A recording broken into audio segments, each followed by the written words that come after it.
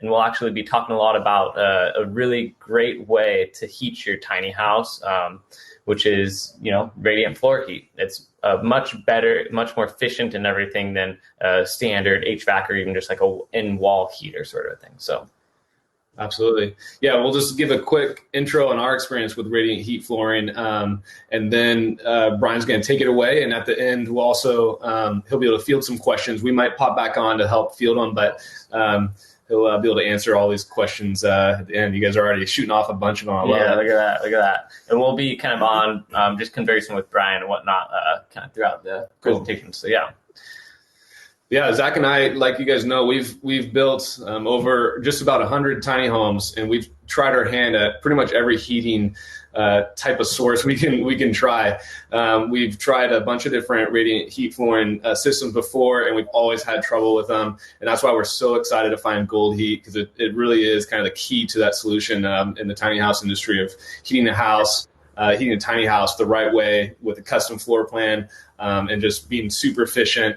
So we're super excited to hear what you have to say, Brian, and just being able to answer questions and educate the community on a proper heating system for the tiny homes. Yeah, awesome.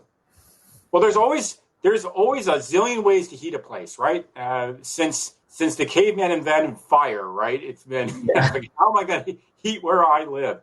And Gold Heat's coming at radiant floor heat not from residential construction. We're coming at this from the RV business. We were founded in 2002 for RVs, and tiny homes are cousin, if not brother, to the tiny homes and RVs. They're really close. And RVIA, the Recreational Vehicle Industry Association, has a lot of governing documents for tiny homes. So it was a natural fit for us to move in.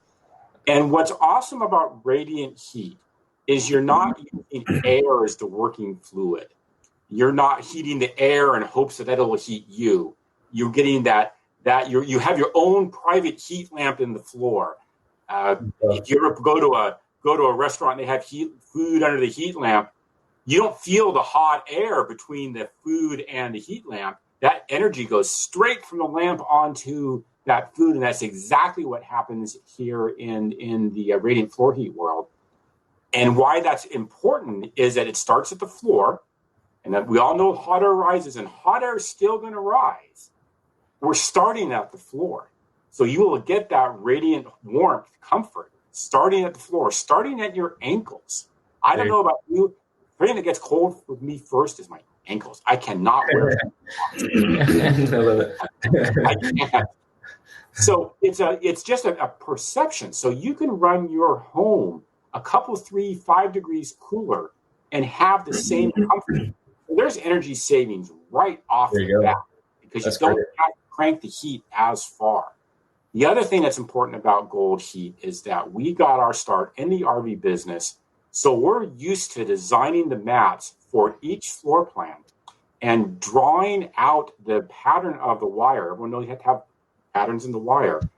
Back at our factory, it goes around the toilet. It goes around the corners of your pocket door. It goes around the corners of the couch you have bolted down or anything else in the RV. So we can do any pattern you want and put heat literally everywhere.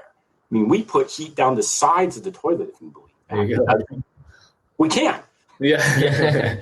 So I don't care how weird your kitchen outline is to get the best use of space. I don't care how many corners you have. We can get floor heat into that corner and then provide heat everywhere your feet might touch, and it helps heat the rest of the place. Now, look, if you're in Minnesota, this is still a supplemental heat system. You're still going to need something else because we're only 15 watts per square foot. There's a regulatory limit that we just can't cross. 15 watts per square foot in Florida is way different than 15 watts per square foot in Minnesota. It just is. Yeah. But for a lot of places where you would want to be, that will get you a long ways down the road. And the advantage for a manufacturer's perspective and from one who's trying to build something on site is that we designed the radiant floor heat mat to your floor plan, which means when you get the mat, you take it out, you snap it open like a tablecloth, and you staple it down on your subfloor and put your tile or LVP or LVT above it, and you're off the races. You take the cold lead, hook up your thermostat, and you are ready to rock and roll. So that's the 2 or 3 minute presentation overview on how things work the way that they do for us. And it's ready. And that's the important part. I don't know if Zach, you've had other experiences radiant floor heat. You probably had to buy the little wire wrap, and it's like, okay, is this my 50 square foot spool of wire or my 40 square foot spool of wire? Yeah. We just built our showroom, and the electrical inspector came and did the final inspection. He says, oh yeah, I've seen people with radiant floor heat. They've had their 50 square foot spool of wire. They had too much wire at the end, so they just wrapped it back and forth really close together at the edge. And of course, that creates a massive hot spot, and that's not code. It's also not safe. It's not code because it's not safe. Exactly. Yeah. Exactly. Yeah. We don't have that. We have 17 different wire sizes that we use in our mats, and we can do mats all the way from 3.5, 4 square feet, all the way up to 113. Okay. Yes. So that's just massive. And if you have more than 113 square feet to heat, then we put down 2 mats. You can have 2 zones, or we just put them in parallel. There you go. Okay. It's spectacularly simple. And then everyone wants to work on their tiny home, and they'll change a cabinet out, or they'll change something, and they'll accidentally put a staple or a screw through our radiant floor heat mat. We even have tools to detect where that fault is and say, dig here, X marks the spot to put in a splice. So not only is our stuff super reliable, but even if you break it, we have a way of fixing it without pulling up your entire floor, which no one wants to do. Yeah. That's great. Cool. Yeah. I think what you said kind of at the start there is that you guys come at it from a RV point of view rather than a residential point of view. That's the reason we had so much problems with every single other type of radiant floor heating that we tried. We're trying to take, something that's for a house and, on the grid and stable and sitting there and put it into a tiny home. It just never seemed to work out. And so that makes all the difference. You guys are coming at it from an RV point of view, and you guys started in 2002, is that right? 2002, yeah. Shipped first product in 2003. Yeah, okay.